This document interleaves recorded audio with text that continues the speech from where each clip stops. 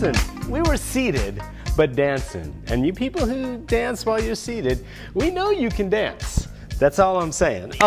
Welcome to Monkey Time. We're here live. That was Frankie Smith, Double Dutch Bus. You know, Slang Thang is just as good, Carol, except it has like a slower beat. That's that mid-tempo beat, that groove, that mid-tempo groove that I love to dance to. Everybody, all the kids today, I'm like doddering here, all the kids today love that. No, you slow down the beat and you give me a chance to skim the waves. You know what I'm saying? You jump up and around in them waves. I play with the waves. It's mid-tempo beats. You know what I'm saying? Stop, DJs, with the fast tempo stuff all the time. That's the tempo of roller skating. The tempo, Carol's like, when I put that on, when I first, she's like, you got any music today? I'm like, yeah, how about this, Carol? She's like, oh my God, I used to roller skate to that song all the time. You're right, Carol. You got to be a little careful with the mid-tempo groove when you're on skates, right? Or with a fast groove. So you take it down, you do the mid-tempo groove, and then you skate. You roller skate to it. All right. Welcome. We got a lot to talk about tonight. We got a lot of things going on. Can we put up number 5, Carol? Yeah, I didn't put up a bunch of links before the show, but I will later tonight after the show. Related links. The last link I put up, Carol, was about World Suicide Prevention Day. There's a winner. There's a winning. That'll bring the people in. No, but I mean, the people who've been watching the show for a while know that well, let me just say this. I still haven't fully processed it. It's been since last October. My brother killed himself. And leaving a wife and 2 kids, you know, who are going to college. So, you know, they're not young at least. But I still haven't fully figured it out. And today, September 10th, is World Suicide Prevention Day. And if you go to my Twitter page, there's a couple of links to a few sites that have information about what you can do to help. And, you know, pretty much all of us probably have somebody in our lives who's considered it or considering it now or whatever. And I don't know what to do. And I'm particularly not in a good space because I still have a lot of stuff I haven't dealt with, fears and guilt and other emotions about my brother's suicide last October that I still haven't fully processed. So I'm not in a really good space right now to help anybody. So here's what I'm doing. Today's World Suicide Prevention Day, September 10th. I hope this isn't the first time that you heard this. If you go to my Twitter page, can you put that up, Carol? Yeah. I put a couple of links up to interesting things. Take 5 to Save Lives.org, I think is what it's called. But there's a couple of websites that I link that really have good discussion, that really have good information about what you can do to help both people who've had family members or relatives, husbands, spouses, kids, parents, whatever, commit suicide, and if you yourself are having some tough times and thinking about suicide. And that is so normal. Carol, is it normal to think about suicide? I think a lot of people have contemplated. She says it's something a lot of people, I think it's something a lot of people have contemplated. I would call it normal. I wouldn't call it good. You know, I would say, yeah, it's not necessarily crazy, but it's definitely something where you should get help. Reach out to people. All right. I wish my brother reached out to me. I wish I had been better to him. You know how it goes. It's an endless cycle. So I'm not in a good space. But anyway, World Suicide Prevention Day is today. All right. Can we put up number 5, Carol? On a lighter note, the Bluegrass Festival that's coming to Raleigh, the Wide Open Bluegrass Festival, which we stole from, what was it, Nashville? We stole a Bluegrass Festival from Nashville last year, and it was so much better than it had ever been for the last few years in Nashville. Nashville was taking it for granted, Carol, is what I'm hearing. And so we are excited, you know. So anyway, this is the second year. They renewed the contract for 6 years, Carol, because of the success of last year's. Here's the key. It's part of the International Bluegrass Music Association annual convention or whatever, and then they have this festival. I was going to try to find information about volunteering. It turns out I called up the International Bluegrass Music Association, Carol. They had the phone number right there, you know. I said, hey, are there any volunteer slots open? Because I'm a cheap-ass mofo who just like, you know, I will help haul some boxes. I will help tell people where to go. I will give them badges. I will do whatever. I will, you know, store equipment and, you know, give people receipts and things. You know, I can do all that if it means getting in free. to the festival. The problem is, I thought most of the musical nights were scattered around a couple of venues at night. It turns out most of the musical events, the concerts, many of them are scattered throughout the day when I have to work, so I can't do it. But my gift to you, as of today, Wednesday, September 10th, there are a ton of volunteer spots still open. You have to fill 3 4-hour shifts between now and the October 3rd, Friday, October 3rd, right? And they've got 10 teams where you can choose what to do.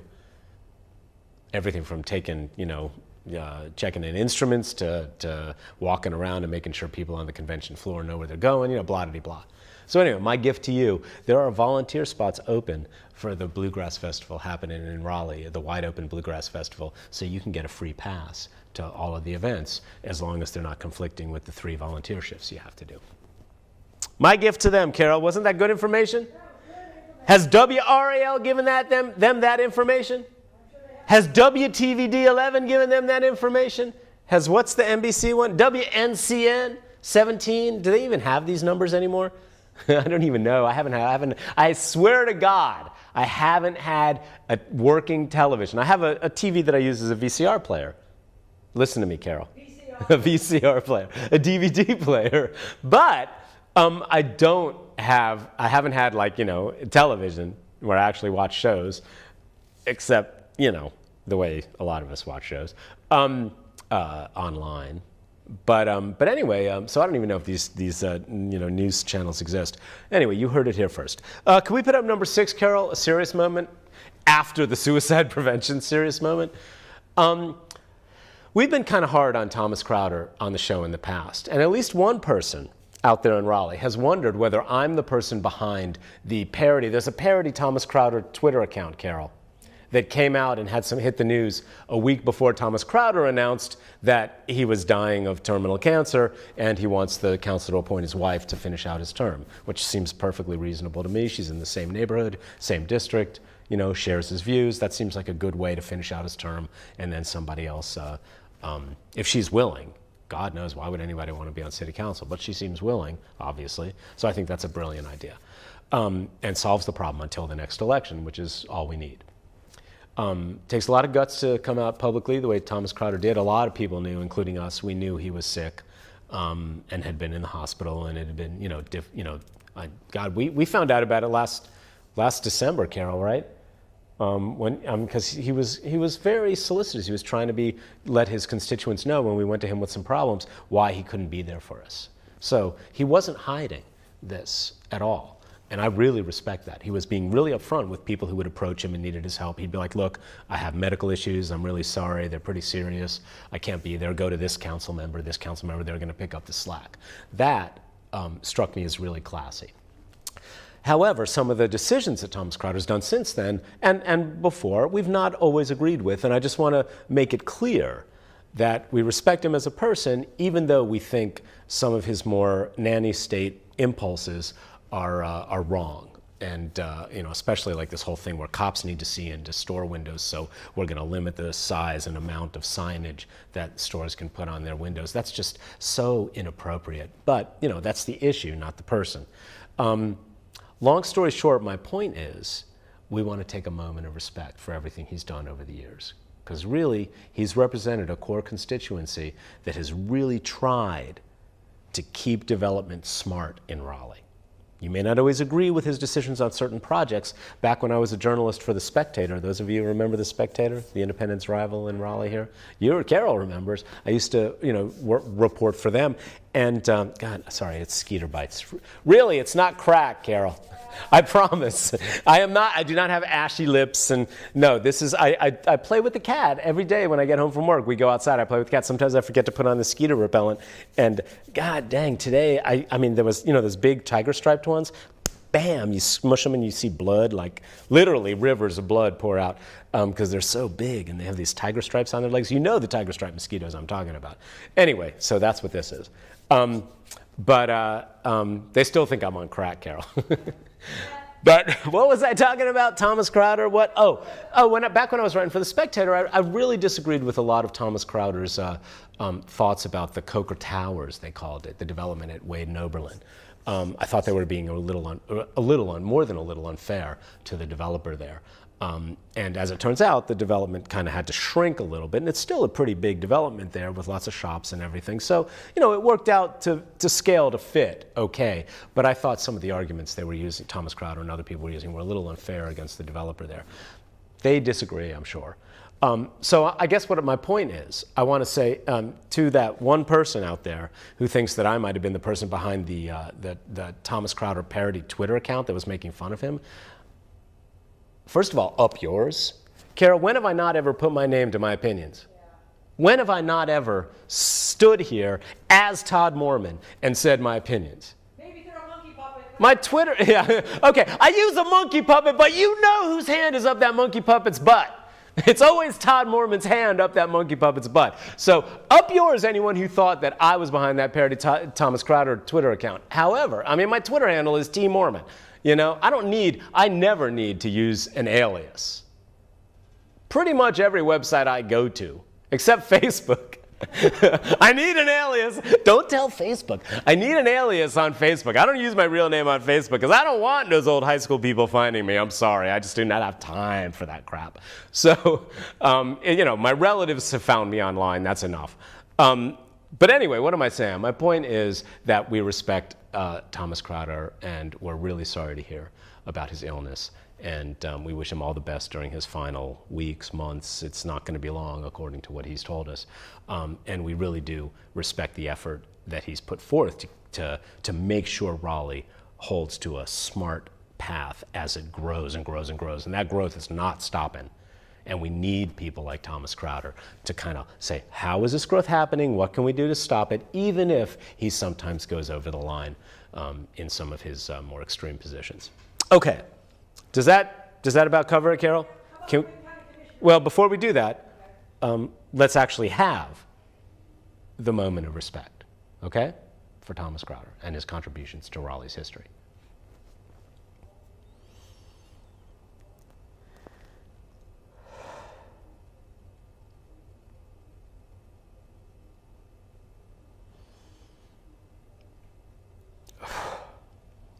Thank you, Thomas Crowder. All right. I should have had appropriate music, but I didn't think that far ahead because I'm an idiot. Okay. All right. No, Double Dutch Bus might not have done it. Slang Thing, he might have appreciated Slang Thing. So let's put up number 7. You may not know this, but the Wake County Commissioners, there are 4 seats open in November. This is a chance where the Democrats can take over the Wake County Commission. Now, if you're a Republican, this is frightening to you because Wake County is heavily Democratic, right?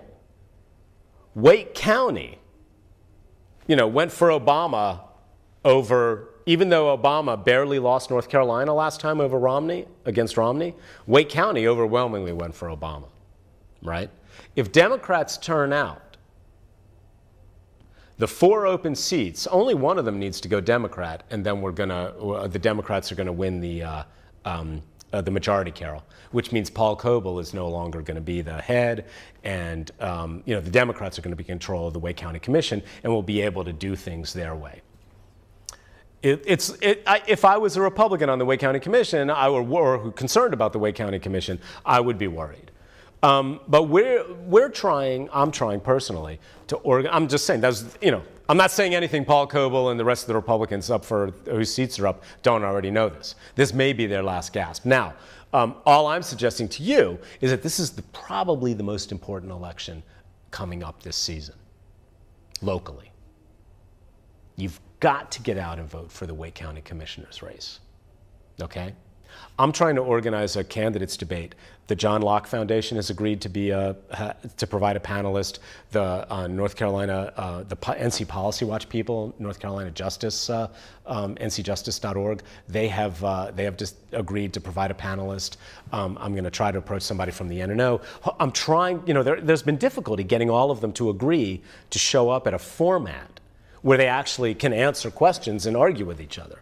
I'm trying to create that here at RTN. So we'll keep you posted whether we can do that. It's looking good so far. I've got a bunch of candidates already agreed to jump in. So it's looking good. Hold that thought.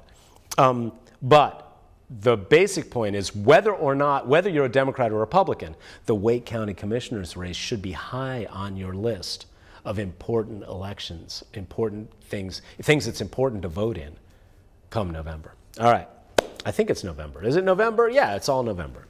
Can we put up number 9, Carol? No, number 4. Oh, number 9's fine. Okay, this is quick. I mean, the NFL people are lying through their teeth. We're now getting increasing evidence. And we heard months ago in July from Peter King and other ESPN reporters and other reporters, other sources were saying they saw the elevator tape that we now have just seen. And even if they didn't see it, they heard descriptions of what was on it. So, everybody now understands, I'm not saying anything new, everybody now understands that the reason the NFL and the Ravens got rid of Ray Rice was not because they finally saw the tape, but because, Carol, you and I finally saw the tape. We all know this, right? This is just baseline. So the question is now, what's going to happen now that we all know? The AP just did a report today, put out a report today, another piece of evidence that the NFL people knew about it. So the next question, Ray Rice, and I feel so bad for his wife, Carol. We have no way of knowing the specifics of their relationship beyond the fact that she took a swing at him and he punched her and hit her head. She hit her head against the elevator and he knocked her out and he dragged her unconscious out of the elevator. This is like, okay, that's what we know. What we can guess, if you know anything at all about abusive relationships, there's a real pattern. And to see her, the abused wife, stand up there, and she's done it a couple of times now, and say, it was my fault, I'm sorry, this is terrible, you're hurting both of us, really defending him. Carol, you've seen that pattern, right? It's the same pattern that abused women go through over and over again. She's having to do it in public. It's a good bet.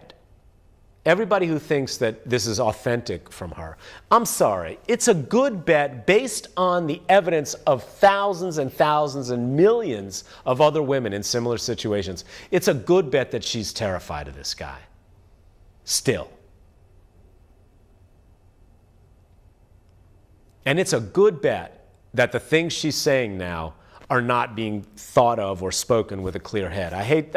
That's my take on it. I don't want to dismiss her feelings. I don't want to dismiss her perspective, but we've seen this pattern over and over and over again in abused wives. It happens with abused men. It happens in lesbian relationships too, Carol. It happens in gay and lesbian. The person being abused consistently, it's my fault, I'm so sorry, this shouldn't have happened. Oh, the cops are involved now. And in her case, it's not just the cops, it's the whole freaking world, or at least the United States. Oh, I'm so sorry. Oh, I didn't mean for any of this to happen. I'm so sorry. No, we love each other. This is a consistent pattern. It's the love that messes it up. Oh, my mic's not on. Oh, what'd you say? No, Carol's got a thought.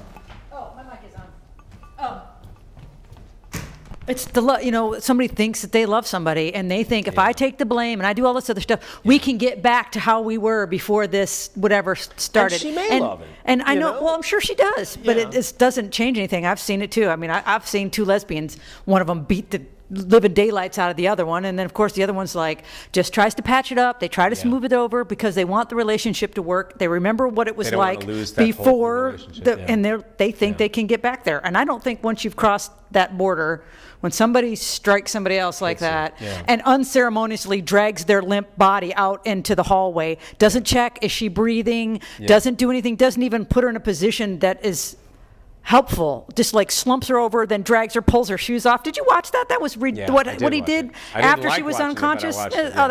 It was ridiculous. So, well, the point, I think you're right. The love is there, and that makes the person being abused want to help and stay in the relationship. And it's battered women syndrome. Or battered spouse, battered partner syndrome. To not make it a gendered thing. Battered partner syndrome. We see it over and over and over again. We see it with abused kids. You love the person. You want it to keep going. So regardless of, and she's playing it all out in public, Carol. I can't even imagine the complexity that adds to it. Plus, there's, his career and the millions of dollars at stake on the team and everything. But so let's leave that aside for now, because that's very complex, and we'll find out more about that later, whether we want to or not, I'm sure. But here's the key. It is becoming increasingly clear that the people at the top of the NFL have lied blatantly through their teeth about this episode, right? What's going to happen to them? That's the next question. What should happen to the people at the top of the NFL who have been lying through their teeth about having seen that video? They lied to everybody. What should happen to them? Okay, next, can we go next? Okay, let's do number 4. Something just fell down. I think it was my wallet. Yep, there it is. I gotta button these damn pants because the pockets are shallow. All right. Not this button, but the back pocket button. Yeah, there was this great piece in the NNO. Did you see this a couple days ago? Alan Crowder may have to resign. In plain sight of regulators, NC employers skirt the law. Have you been following this series, the 5-part series the NNO's been doing? About companies using contractors to get around basically paying anybody, paying workers' comp and taxes on them and all this other stuff. It's really been fascinating. I only read 2 so far they've done 4, and the 5th one's coming out tomorrow, I think. I think that's right. But it's exactly the kind of thing the News and Observer should be doing. And when they do it, it's important to recognize it. So I'm going to go out and buy a paper tomorrow, Carol. I'm going to actually buy a newspaper. And then I'm going to get in my horse and buggy, and I'm going to go ahead and crack that whip to get to work. No, buy a newspaper this week and support the NNO for doing this kind of investigative reporting. John Hood from the John Locke Foundation, who is a nice enough gentleman in person, had an op-ed in Saturday's NNO where he talks about the myth of this economic recovery from all these investments that North Carolina's governors did, and he, plays with numbers and makes it look like there was no real difference and blah-de-blah. And I'm like, okay, John, that's fine. But he talked about government basically kind of, getting out of the way of business. And it seems to me, I couldn't help but think, and he's not saying this, I'm not putting words in his mouth, but I couldn't help but think of the standard libertarian position about enforcing laws like this. They think laws that stop employers from hiring people as contract employees and then not paying for their workman's comp insurance, right? Libertarians, not John Hood, I should say, but many libertarians think those kind of laws that prevent employers from doing whatever they want are hurting business and keeping us back, keeping economic growth back. I don't know, I just thought of that as I read that John Hood editorial Saturday, and I read, and then I've been reading a couple of the articles in this series that the NNO's been running, and it's just been, it just reminds me that, someone like John Peter Zane, who does columns in the NNO, these doctrinaire libertarians, they're all about ideology. Millions of people could be suffering because of the lack of Medicaid expansion in North Carolina. And, because John Peter Zane doesn't like the ideological purity of that decision, he lets him suffer, and that's a better decision for him. That's the kind of thinking that these people have. All right, minute and a half. All right. Oh, and plus we're iffy with Ed. So, all right, so we've got the ending's going to be tricky. I might get cut off in mid-sentence here. Anyway, long story short, it's a great NNO series. And what did I talk about? Oh, we didn't even do lessons from Ferguson. No, we're going to do that. Oh, quickly. 1, cops, de-escalate, don't escalate. That's a simple one, right? The fact that many cops still don't know how to deal with mentally ill people and immediately rush to shoot them. We've seen it over and over and over again over the last few years around the country. De-escalate. You don't need to shoot. Someone's got a knife, they're 10 feet away, you don't need to shoot them to kill. Sorry, you're in a risky job, we all know that. You don't need to shoot mentally ill people right off the drop of a hat. 2, we can film you, police officers. It's the law. You can't tell us to stop filming. Remember, people, never give up your camera or your film to a police officer. You are allowed in the United States of America to film the police as long as you're not interfering with whatever it is they're doing. 30 seconds. 30 seconds? 3.